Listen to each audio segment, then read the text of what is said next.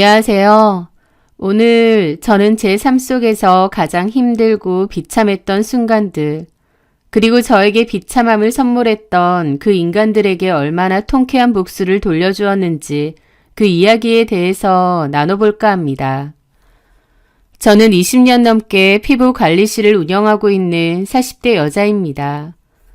20대에 세상 물정 모르고 사랑 하나만 믿고 결혼을 했었어요. 남편과 저의 시작은 하루 중 햇볕이 잠깐만 드는 어둡고 낡은 연립주택의 전세였습니다. 창문 너머로는 옆집의 지저분한 보일러실이 보였고 밤에는 층간소음 및 골목길을 다니는 사람들의 술주정 소리가 시끄럽던 그런 동네였죠. 저희 남편은 그때 당시 작은 회사를 다니고 있었는데 언젠가는 회사를 그만두고 사업을 할 거라는 꿈이 있었습니다. 아이템도 있었고요. 하지만 그때 당시 저는 그 꿈이 너무 허무맹랑해 보였습니다. 왜냐면 저의 현실은 하루하루 생활비를 걱정해야 하는 팍팍함 그 자체였거든요. 저는 피부 미용 학원을 다니며 피부 관리 기술을 배웠고 동네 상가 구석에 월세만 겨우 감당할 수 있는 작은 공간에 피부 관리실을 열었습니다. 그게 저의 첫 가게였어요. 좀 저렴한 가격으로 많은 손님들을 받았고 쉴 틈 없이 열심히 일을 했습니다. 손님이 없는 동안에는 틈틈이 전단지를 만들어 동네 아파트 우편함에 꽂아놓고 할인 이벤트를 하고 상가 주변을 돌며 홍보도 열심히 했죠. 젊었을 때 고생은 사서도 한다지만 온종일 일하면서 뭉친 어깨 근육으로 손님에게 마사지를 할 때면 이게 내 인생인가 싶어 울컥 눈물이 솟구칠 때도 있었습니다. 행복하면서도 또 고단하기도 하고 저희 관리실 찾아주시는 손님들이 너무 고마우면서도 또 한편으론 내 처지가 서글프기도 하고 그런 여러 심정들이 반복이었던 것 같아요. 그래도 제가 열심히 해서인지 손님들도 점차 늘었고 나중에는 가게도 좀 더 크고 번듯한 곳으로 옮기기도 했습니다. 그런데 그맘때 남편은 결국 사업을 시작하겠다며 회사를 그만두었습니다. 그때는 아이도 있었고 형편도 여전히 빠듯했지만 그럼에도 남편의 꿈을 응원해주기로 마음먹었습니다. 제 몸 하나 건사하기도 버거웠지만 남편에게는 늘 웃는 얼굴로 괜찮다고 말했습니다.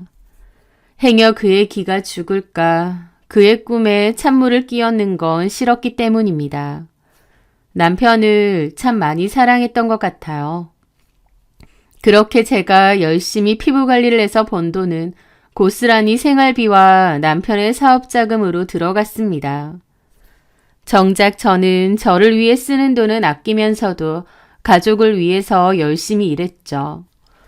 남편의 사업은 썩 잘 되진 않았습니다. 조금 풀리는가 싶으면 어김없이 더 큰 위기가 찾아왔어요. 남편은 그럴 때마다 저에게 미안해했습니다. 여보, 미안해. 나 같은 놈 만나서 당신만 너무 고생시킨다.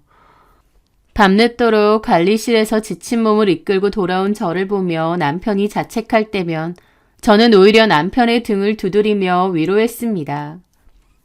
사업이라는 게 원래 그렇대. 힘들 때도 있지만 잘 되는 날도 곧 올 거야. 우리 조금만 더 참고 힘내봐요. 그렇게 스스로를 그리고 남편을 다독이며 10년이라는 세월을 버텼습니다. 그런데 일이 잘 풀리려고 하면 어떤 때가 와야 되는 것 같아요. 그맘때쯤 시기가 맞아떨어지면서 남편이 하던 사업이 잘 풀리기 시작했거든요. 시기의 흐름을 잘 탄 아이템이 시장에서 소위 대박을 쳤습니다. 그리고 그때를 기점으로 투자자의 도움까지 받으면서 회사는 급성장했어요. 한마디로 날개를 단 셈이었죠. 매출은 몹시 늘었고 원래 단촐하게 운영되던 사무실이었는데 사무실도 큰 곳으로 옮기고 직원도 대거 고용할 정도로 빠르게 성장했습니다. 삶이라는 게 이렇게 드라마틱하게 변할 수도 있구나. 그때 참 많이 느낀 것 같아요. 그렇게 저희도 지긋지긋했던 연립주택을 벗어나 아파트로 이사를 했습니다. 남편의 사업은 그때부터 순항이었어요. 남편은 저보고 이제는 좀 쉬어도 된다고 했지만 제가 운영하는 피부관리실도 저에게는 소중한 일터잖아요. 그래서 저는 그만두지 않고 오히려 확장 이전을 했습니다. 그곳이 돈벌이 수단이라기보다는 제 자존심과 같은 공간이었으니까요. 늘 돈이 빠듯하고 어려웠는데 남편의 성공은 여태까지의 고생을 보상해주는 듯 했습니다. 그래, 이 정도면 내 인생 정말 성공했구나. 그동안의 고생이 헛되지 않았구나. 그렇게 생각했던 것 같아요. 저는 제 삶에 크게 만족했고 이 평화와 안정이 앞으로도 계속 지속될 것이라 믿었습니다. 발밑에서 시커먼 배신의 늪이 입을 벌리고 있다는 사실은 꿈에도 모른 채 말입니다. 남편의 사업이 안정기에 접어들었고 저희 딸은 고등학생이었을 때였어요. 운명의 그날은 평소와 다름없는 날이었습니다. 그날 밤 남편은 중요한 거래처와 미팅과 접대가 있다며 새벽이 다 되어서야 집으로 돌아왔습니다. 남편은 평소 간이 별로 안 좋아서 술을 한두 잔만 먹어도 얼굴이 뻘개지고 술을 잘 마시지 못하는 사람이었어요. 그럼에도 사업 때문에 접대 자리나 술자리를 종종 가야 했는데 그게 와이프로서는 참 안쓰럽고 안타깝기도 했죠. 그날 남편은 평소보다 더 심하게 취해 몸을 가누지 못하고 현관에 들어서자마자 비틀거렸습니다. 무슨 술을 이렇게 많이 마셔? 저는 걱정스러운 마음에 혀를 차며 남편을 부축해 침실로 옮겨 눕혔습니다. 남편은 무거운 몸을 뒤척이며 금세 코를 골았어요. 저는 남편이 구겨진 양복 상의를 벗겨 옷걸이에 걸려고 하다가 주머니 속에 있던 남편의 핸드폰을 떨어뜨렸습니다. 무심코 주워서 협탁 위에 올려두려는데 그 순간 액정이 환하게 켜지며 알림창 하나가 떠올랐어요. 어둠 속에서 유독 밝게 빛나는 그 작은 화면을 보게 되었고 심장이 덜컥 내려앉았습니다. 대표님, 벌써 보고 싶어요. 라고 왔거든요. 새벽 시간이었고 발신자 이름에는 최 과장이라고 되어 있었습니다.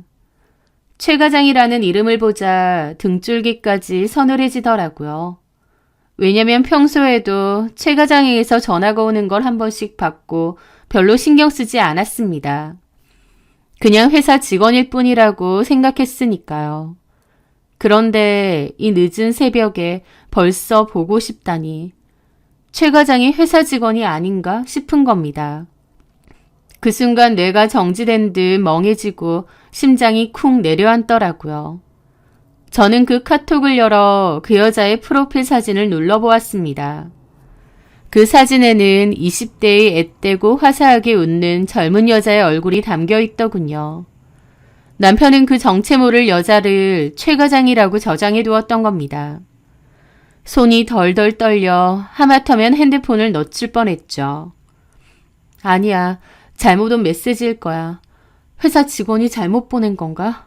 하지만 대표님이라고 했는데.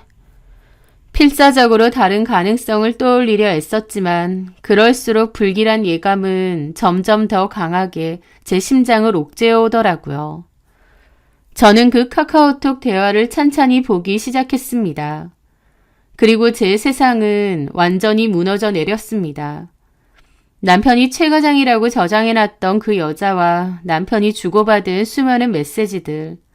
그것은 단순한 불륜의 증거를 넘어 지난 결혼 생활 동안 제가 쌓아올린 모든 것을 부정하는 잔인한 기록이었습니다. 서로를 자기야, 애기야 같은 역겨운 애칭으로 부르고 있었고 수많은 은밀한 대화들을 나눴더라고요. 게다가 퇴근 후의 미래 약속, 주말의 여행 계획까지. 제가 관리실 일로 한창 바쁘던 그맘때 남편은 그 여자와 수많은 시간을 보냈다는 것을 알게 되었습니다. 게다가 정말 충격적인 건 따로 있었습니다. 남편은 그 여자에게 스스럼 없이 제 욕을 하고 있었고 그 여자도 신나서 제 욕을 함께하고 있었거든요.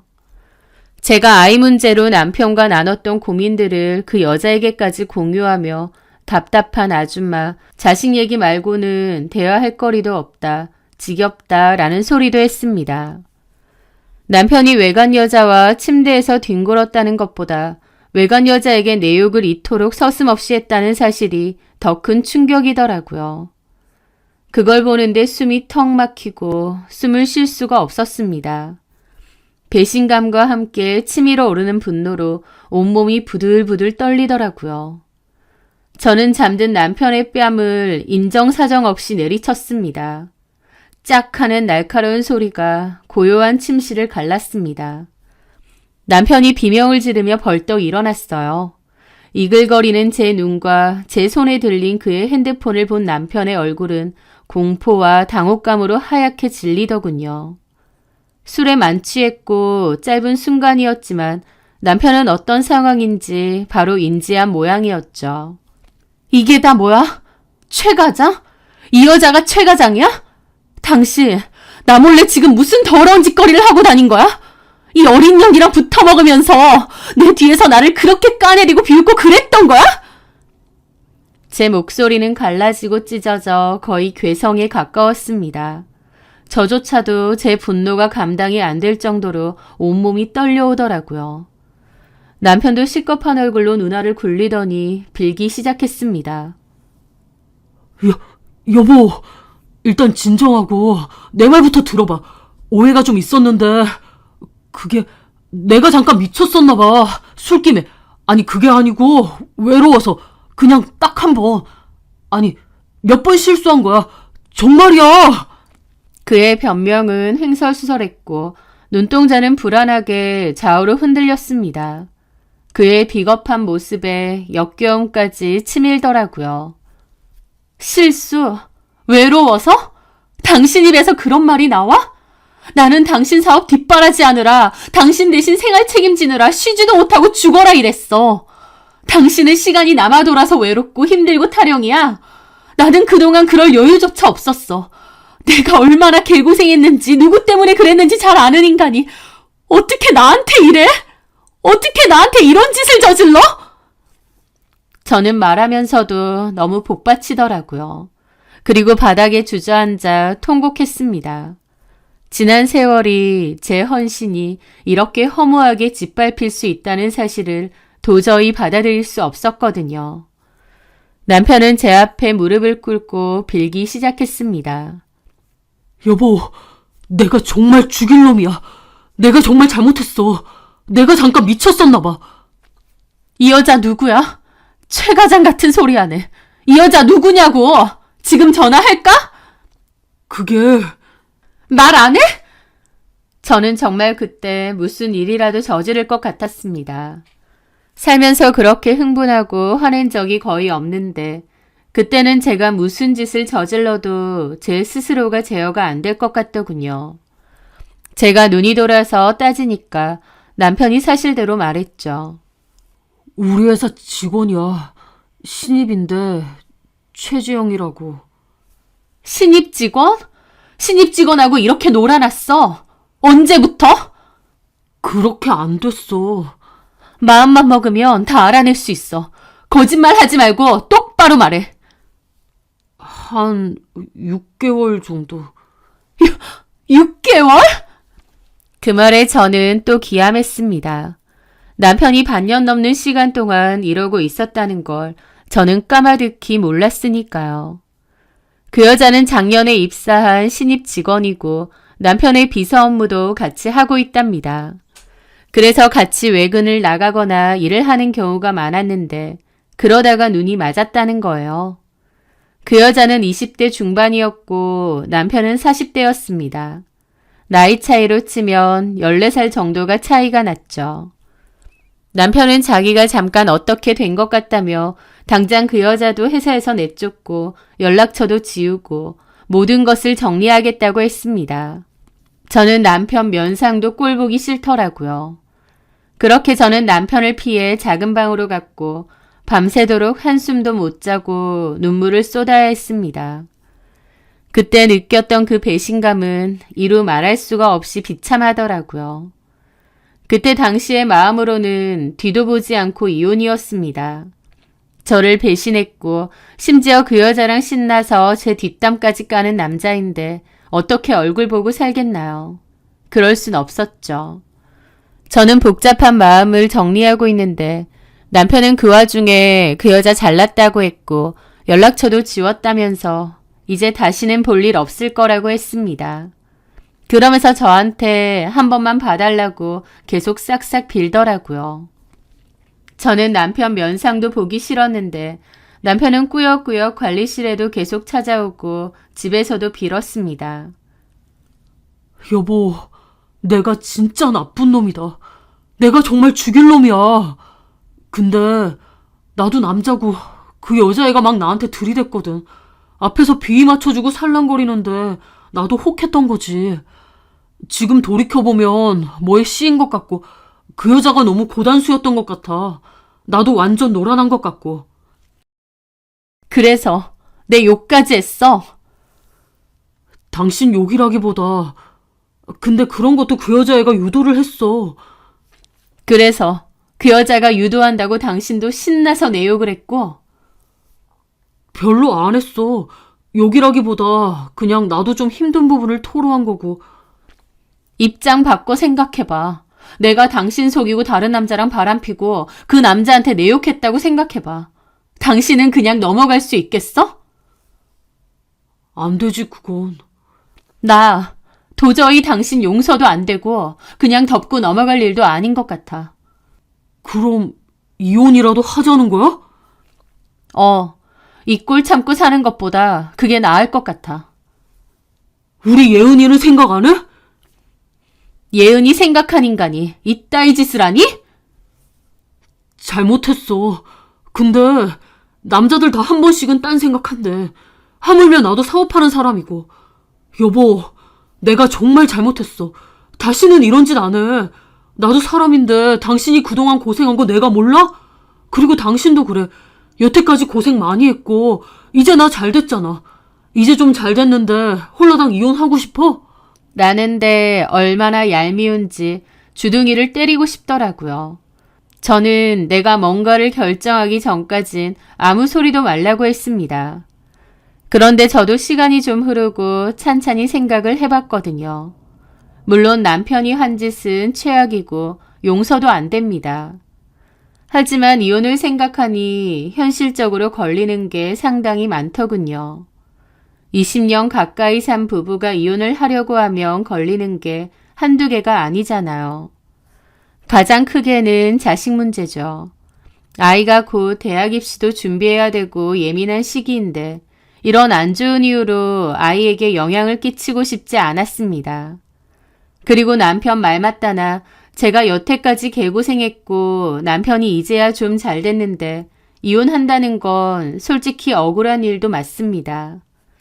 너무 괘씸하지만 여러 이유로 이혼을 하려 했던 처음에 확고한 생각은 점차 옅어지더라고요. 그래, 이번 한 번만, 딱 한 번만 넘어가 주자. 그렇게 속으로는 결심을 했어요. 그리고 그맘때 남편은 아파트 명의를 저한테로 바꾸겠다고 하더라고요. 저는 어차피 이혼을 안 하겠다는 쪽으로 갈피를 잡긴 했지만 남편이 그렇게 하겠다고 하니 공동명의에서 제 단독명의로 변경도 했습니다.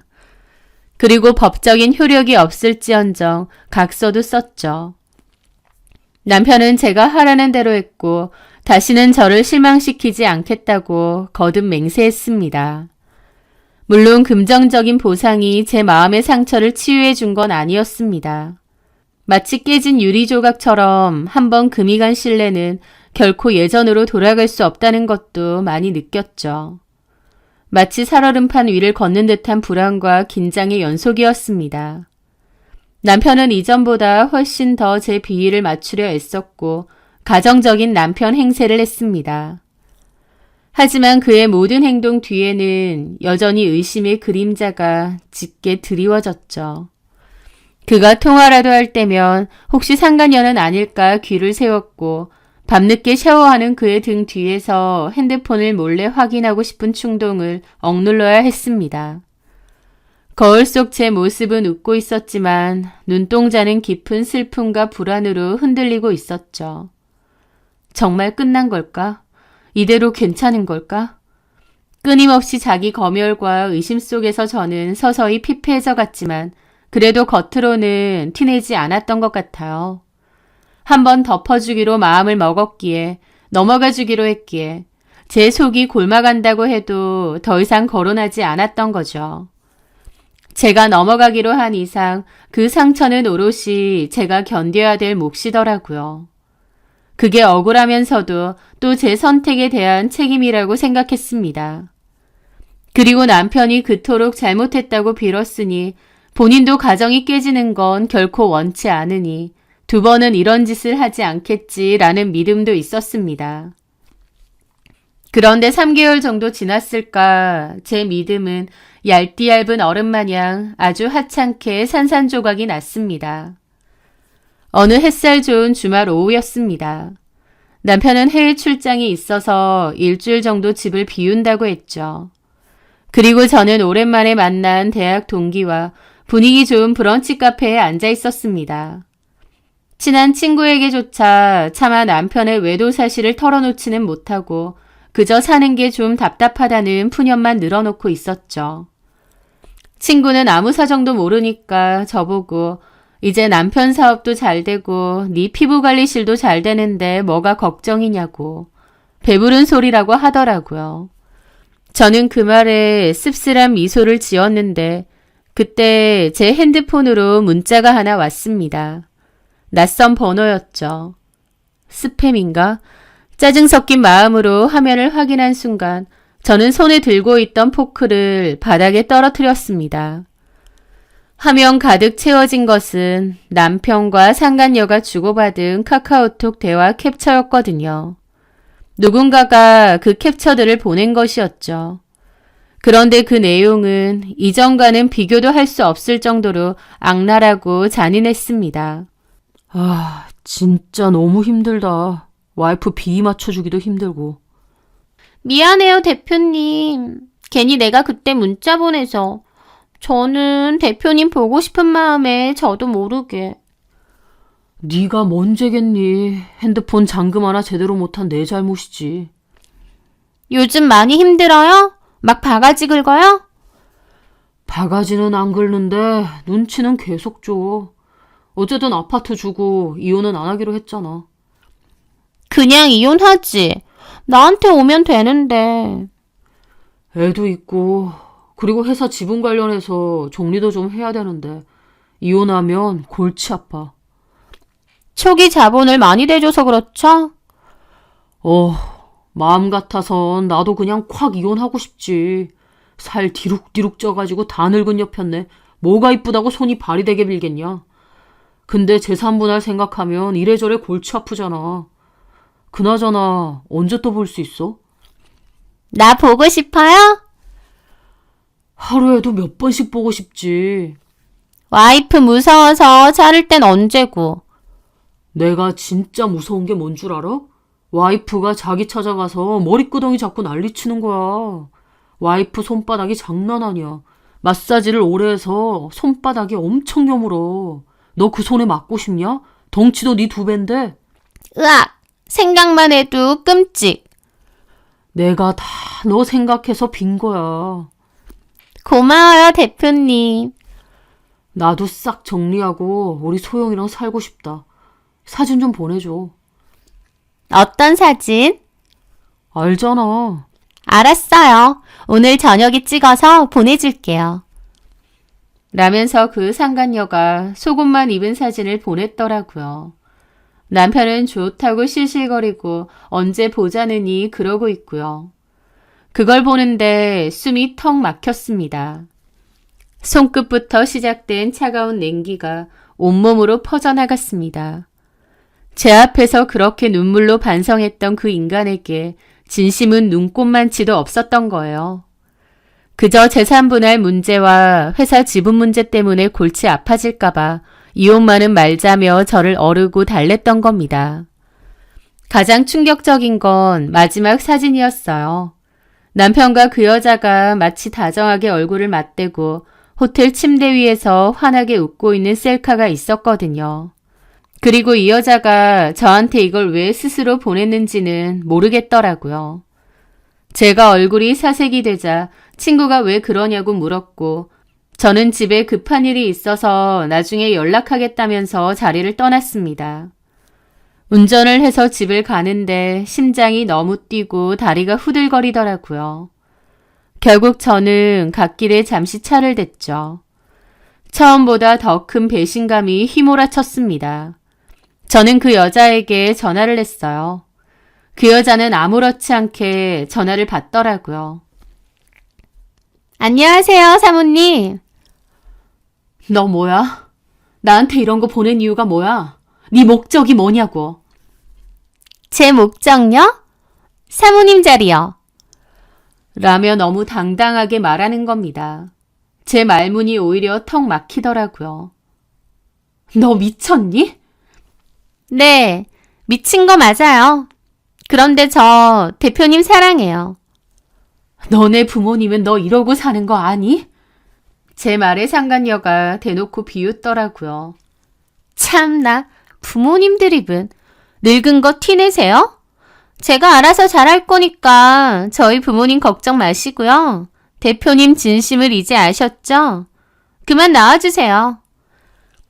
저는 그 순간 눈이 돌아서 제가 알고 있는 모든 쌍욕은 다 퍼부은 것 같습니다. 그 여자는 듣다가 그냥 끊어버리더라고요.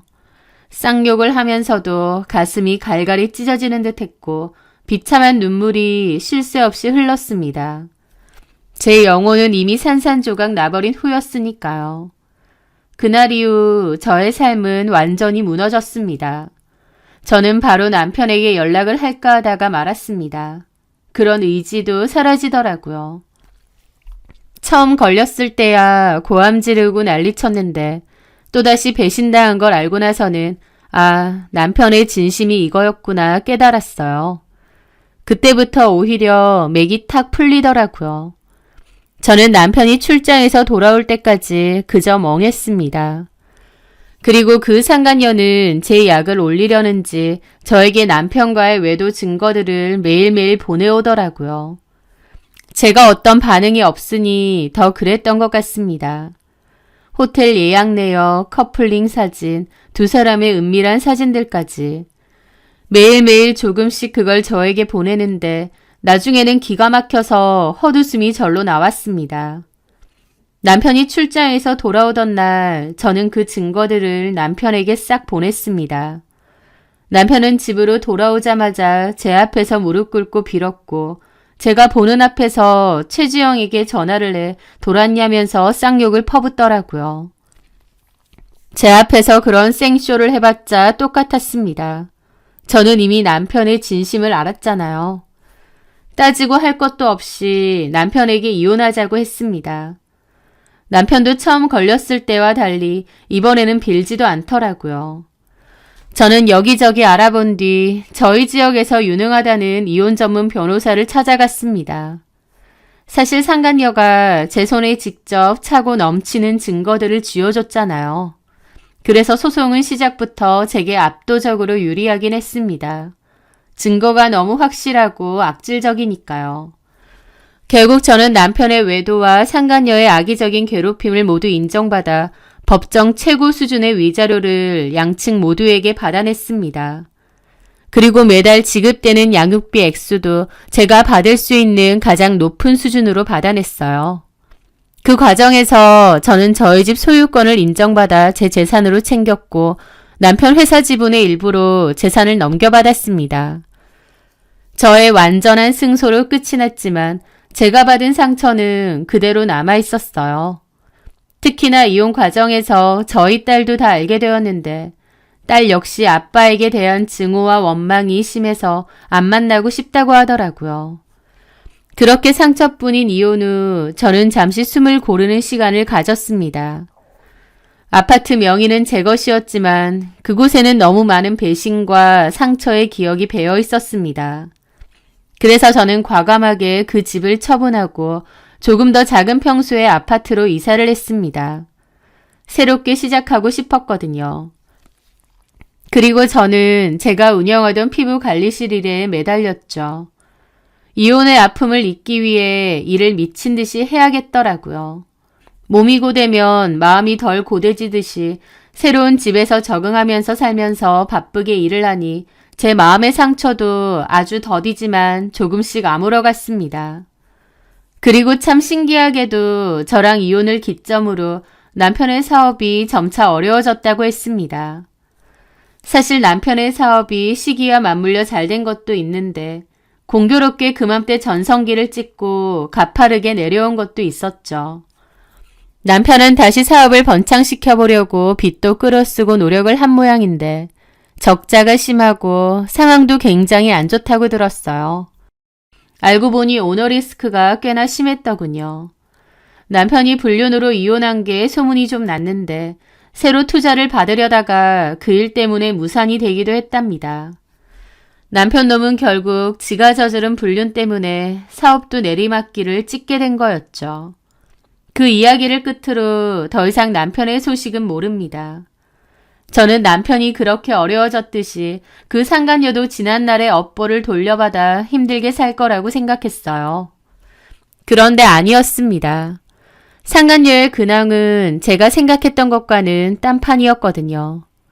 이혼하고 3, 4년 정도 시간이 흘렀을 때였습니다. 저희 관리실 단골 손님 중 유독 저와 마음이 잘 맞아 힘든 시기 저에게 큰 힘이 되어주었던 손님이자 친한 언니가 있었거든요. 집이 워낙 잘 살고 여유가 많은 사람이라서 저희 관리실보다 훨씬 고급 에스테틱도 많이 가봤다는데 제가 편하기도 하고 제가 해주는 관리가 마음에 들어서 단골이 되었죠. 성격도 시원시원하고 좋아서 관리실 원장과 손님 이상으로 친하게 지내는 사람이었습니다. 그러던 어느 날 그 손님이 그러더라고요. 우리 조카 이번에 장가 가잖아. 아, 정말요? 축하해요, 언니. 내 자식도 아닌데 무슨 축하까지. 에이, 거의 자식이나 다름없다면서요. 그렇기는 한데. 그 손님은 젊었을 때 짧은 결혼 끝에 이혼을 했고 그 뒤로는 쭉 혼자 살았다고 했습니다. 대신 조카가 한 명 있는데 그 조카를 거의 자식처럼 생각하고 또 오빠와 새언니 대신 많이 키워주고 살았다더라고요.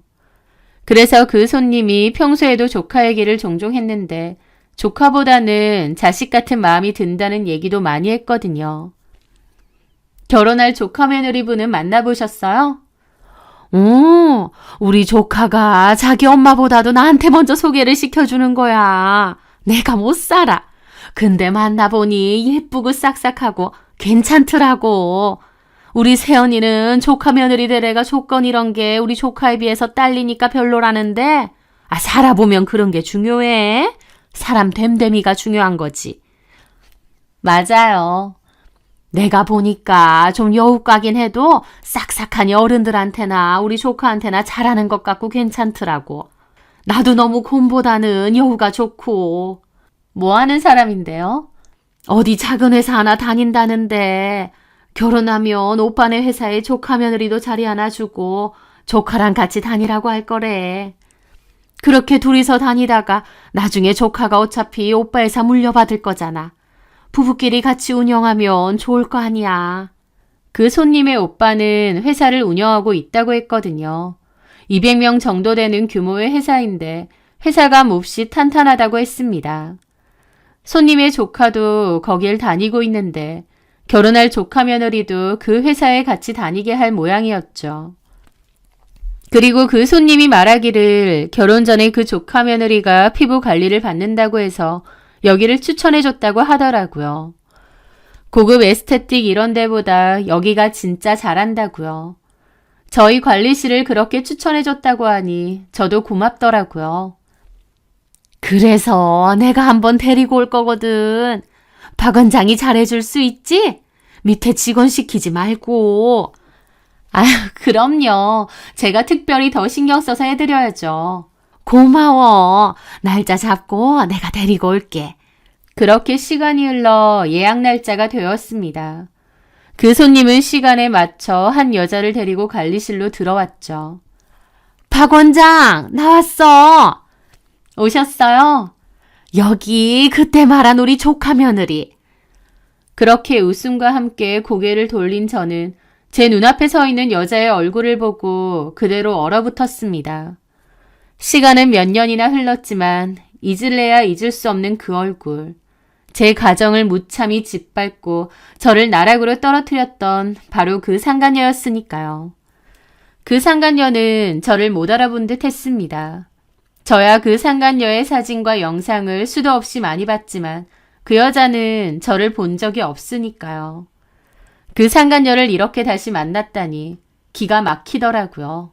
원수는 외나무 다리에서 만난다더니 그 여자가 그 손님의 조카 며느리가 될 여자일 줄은 꿈에도 몰랐습니다. 그 여자는 자신의 추악한 과거를 완벽하게 세탁하고 부유한 집안의 며느리가 되어 새로운 인생을 시작할 꿈에 부풀어 있었던 것 같아요. 남편하고 이혼 및 상간소송을 진행할 때 남편은 그 여자랑 끝이 났다고 했거든요. 그건 알고 있었는데 남의 가정 파탄 내놓고 얼마 안 돼서 곧바로 순진한 다른 남자 꼬셔서 새 출발하게 될 줄은 몰랐고 이렇게 다시 만나게 될 줄도 몰랐습니다. 그 여자를 마주한 순간 제 머릿속은 차갑게 식어내렸고 대신 뜨거운 복수심이 온몸을 휘감더군요. 그리고 잊고 지냈던 과거의 고통과 비참함, 치욕도 다시 떠올랐습니다. 아무것도 모르는 그 여자는 제 앞에서 순진하고 해맑은 척 웃더라고요. 안녕하세요. 고모님한테 말씀 많이 들었습니다. 아, 네. 저희 관리실은 처음이셔서 먼저 고객 상담표를 작성해야 되거든요. 잠깐 따라오시겠어요? 네. 그렇게 저는 상담표를 내밀었고 그 여자는 그 상담표 이름란에 최지영이라고 적더라고요. 연락처도 적고 피부 타입에 관해서도 꼼꼼히 적었습니다. 저는 그 죽이고 싶도록 미웠던 전 남편의 그 상간녀가 제 앞에 있다는 게 기분이 정말 묘하더라고요. 그렇게 그날 피부 관리를 진행했습니다. 그리고 그날 저녁 저는 최지영에게 문자를 보냈습니다. 오늘 오셨던 관리실 원장입니다. 아, 안녕하세요. 오늘 너무 고생 많이 하셨어요. 제 피부에서 반질반질 광이 나는 것 같아요. 감사합니다. 그 여자는 제가 예비 남편의 고모랑 친하다는 걸 알기에 저한테도 곰살맞게 굴려고 하는 것 같더라고요. 저는 답장을 했습니다. 근데 내 번호 지웠나 봐요. 제 문자를 읽고도 답이 없더라고요. 갑자기 제가 저렇게 보내니 지도 당황했겠죠. 그래서 제가 다시 보냈습니다. 내 이름은 기억나요? 박미진. 아까 명함 줬는데. 흔한 이름이라서 긴가민가 한가? 나는 최지영 씨 얼굴과 이름을 잊을 수가 없는데. 이렇게 만나다니 신기하네요. 무슨 얘기신지. 라면서 일단 잡아떼는 것 같길래 친절하게 상간소송 판결문 찍어서 보내줬습니다. 잠시 후 그 여자가 식겁했는지 전화가 왔더라고요. 저는 코웃음 치며 전화를 받았죠. 네. 아, 안녕하세요. 목소리 여전하네. 내 목소리는 까먹었나 봐요. 나는 그때 나한테 전화해서 사모님 자리 내놓으라고 하던 그 목소리 잊혀지지가 않는데 머리가 좀 나쁜가 봐요. 내 목소리는 싹 잊은 거 보니? 제 말에 그 여자는 엄청 당황한 목소리더라고요. 그게 아니고. 내 남편하고 헤어졌다는 건 들었는데 결혼 준비하는구나. 참 속 좋다. 남의 가정은 쑥대밭 만들어 놓고 본인은 결혼이라.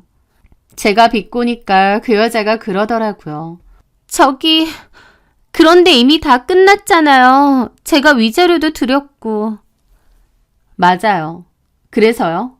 이미 끝난 일인데 이런 식으로 협박하시는 건 좀 아니지 않나요? 협박이라뇨. 무슨 그런 무서운 소리를 해요? 그냥 과거에 인연이 있었다는 걸 얘기하는 것 뿐인데. 협박은 최지영 씨가 나한테 했던 게 협박 아닌가? 사모님 자리 내놓으라고 하고 나한테 매일매일 외도 사진 보내고. 이미 과거고 이런 식으로 협박하시면 저 가만 안 있습니다. 가만 안 있으면요? 고소할 거예요. 만에 하나 일부러 내 결혼 망치려고 작정하면 저도 절대 그냥 안 넘어갑니다. 그렇게 전화를 끊더라고요. 저는 코웃음 쳤죠. 협박 같은 소리 하네. 너도 똑같이 한번 당해봐라. 이가 갈렸죠. 그 후로 제가 어떻게 했냐고요? 매일같이 문자를 보냈습니다. 최지영이 과거 저에게 보냈던 그 더러운 카톡 캡처와 사진들을 최지영에게 고스란히 돌려보낸 것이죠. 한 번에 다 보내는 것도 아니고 매일 한두 개씩 보냈습니다. 최지영이 저에게 했던 그 짓거리를 저도 똑같이 되갚아준 거죠. 최지영은 저에게 전화를 해서 그만하라고 했고 자기도 가만히 있지 않을 거라고 법적으로 처리를 할 거니 했는데 네 마음대로 하라고 했습니다. 무서운 거 없다고요. 최지영은 완전 쫄아있는 게 보였고 반면에 저는 여유로웠어요. 저는 잃을 게 없고 최지영은 잃을 게 너무 많으니까요. 증거의 수위가 점점 높아지자 최지영은 제게 전화를 걸어서 빌기 시작하더라고요. 처음에는 고소니 어쩌니 했지만 나중에는 싹싹 빌었던 거죠. 원장님, 제가 정말 잘못했습니다. 제발 그만해주세요. 저도 그때 그 일 정말 뼈저리게 후회하고 있습니다. 제가 그때 너무 철이 없고 미쳤었나 봐요. 무릎이라도 꿇으라면 꿇겠습니다. 만약 돈이 필요하시면 제가 할 수 있는 대로 마련해 드릴게요. 그녀의 목소리는 거의 울부짖음에 가까웠고 처절하게 떨리고 있었습니다. 그전까지 협박쟁이 고소니 하다가 안 통하니 똥줄이 제대로 탄 모양이었죠. 돈 얼마 주려고? 한 10억 주게? 네? 돈이 있으면 뭐 얼마나 있다고 돈돈거려. 왜? 돈이라도 치러서 그 언니네 조카랑 결혼하면 팔자 필 것 같아? 가만 들어보니 결혼한답시고 받은 것도 많던데. 미안하지만 난 너한테 돈 받을 생각도 없고 돈도 필요 없어. 그리고 나도 그 손님분이랑 개인적으로 친분이 있는데 이런 사실을 속일 순 없지. 나중에 무슨 소리 들으려고. 나도 솔직하게 말해야 될 의무가 있어. 그리고 네가 저지른 짓에 대한 대가는 달게 받도록 해. 네가 조막질이었니? 유부남이랑 바람난 주제에 매일같이 나한테 외도 사진 보내고 약 올렸지? 너도 똑같이 당하는 거야. 알겠니? 저는 그렇게 전화를 끊었습니다. 솔직히 그 여자가 너무 괘씸한 것도 있지만 그 손님을 위해서라도 제가 알리는 게 맞다고 생각했어요. 그 손님에게는 소중한 조카인데 조카 며느리라는 게 그런 여자가 들어올 순 없잖아요. 저는 그 손님분에게 따로 연락을 드렸고 잠깐 관리실로 와달라고 부탁을 했습니다. 그리고 그 모든 사실을 다 알리고 증거까지 보내주었어요. 그 손님은 경악을 금치 못했습니다. 그렇게 착하고 선해 보이던 조카 며느리의 추악한 과거를 알게 된 거니까요. 그 이후의 이야기는 불보듯 뻔했습니다. 결혼은 당연히 파투가 났죠. 그 상간녀의 계획은 물거품이 되었고 예비 시댁으로부터 약속받았던 모든 경제적 지원 또한 끊겼다고 했죠. 그리고 결혼 준비에 필요한 위약금도 전부 그 여자가 물리게끔 했다고 하더군요. 그 과정에서 소문도 다 나고요. 추악한 과거를 지우고 새 출발하려 했나 본데 결국 유부남이랑 노란한 상간녀라는 낙인만 다시 찍히고 모든 계획은 다 파투가 되었던 거죠. 전 남편도 그 상간녀도 본인들이 과거에 저지른 짓 때문에 결국 파멸의 길로 접어든 게 아닌가 싶습니다. 선한 끝은 있어도 악한 끝은 없다고 결국 본인들이 저지른 짓이 돌아온 것 뿐이겠죠. 저는 이제 누구의 아내, 누구의 엄마 이전에 오롯이 제 이름 석자로 살아가려 노력하고 있습니다. 제 손으로 일군 피부 관리실에서 정직하게 땀 흘려 일하고 그 결실로 사랑하는 딸아이와 함께 소박하지만 단단한 행복을 가꾸고 있으니까요. 과거의 상처가 하룻밤 꿈처럼 사라진 것은 아닙니다. 하지만 그 상처는 더 이상 저를 주저앉히거나 아프게 하지 못합니다. 오히려 그 아픔을 딛고 일어선 제 자신이 자랑스럽고 제 의지로 선택한 지금의 삶이 그 무엇보다 소중하거든요. 제 사연 들어주셔서 감사합니다.